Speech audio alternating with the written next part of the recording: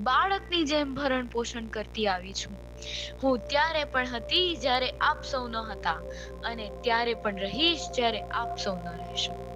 પરંતુ પરંતુ હવે એવું લાગે છે કે હું થાકી રહી છું. તમારી ધરતીમાં થાકી રહી છે. શું શું તમને ખબર છે, આ રાસાયણિક ખાતરથી મારી માટી એવી સળગે છે કે તમારા શરીર પર કોઈ એસિડનો છંટકાવ કર્યો હોય. શું મારા બાળકોને મારા દુઃખની ખબર નથી? રાસાયણિક ખાતર ઝેર સમાન છે. રાસાયણિક ખાતરથી મારી માટી બંજર થઈ રહી છે. મારા પાકોનું ઉત્પાદન ઘટી રહ્યું છે.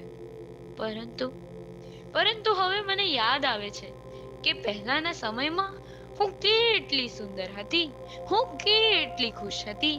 પહેલાના સમયમાં આપ સૌ જ તો મારું રક્ષણ કરતા હતા. આપ સૌ પ્રાકૃતિક ખેતી કરતા. મનુષ્ય મનુષ્ય હજારો વર્ષોથી મારા ખોળામાં રહેતો આવ્યો છે.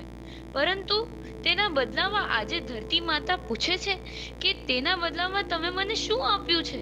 આ રાસાયણિક ખાતર, જેનાથી મારી માટી બંજર થઈ રહી છે, મારા પર્યાવરણની સ્વચ્છતા ઘટી રહી છે. રાસાયણિક ખાતર ઝેર સમાન છે.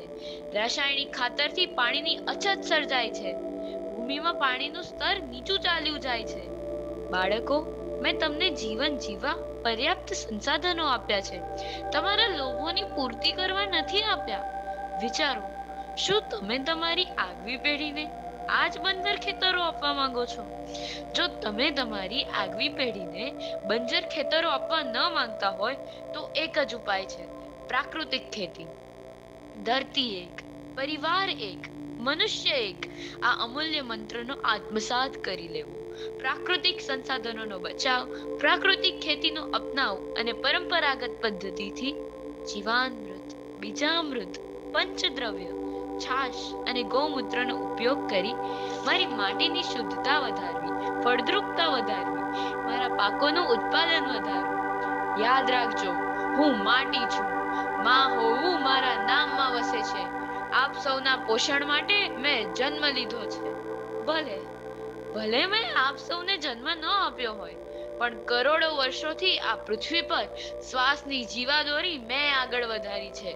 યાદ રાખજો, માટી બંજર થશે કે જમીનને નુકસાન થશે તો માત્ર એક દીપ કે સમાજને નુકસાન નથી, કે માત્ર એક કુટુંબને નુકસાન નથી, આપ સૌનું નુકસાન છે. કારણ કે આપ સૌ એકબીજાથી બંધાયેલા છો. જો ધરતીની શૃંખલા તૂટી, માળા તૂટી તો આપ સૌ વિખરાઈ જશો, ભસ્મ થઈ જશો. Thank you. જય સ્વામિનારાયણ.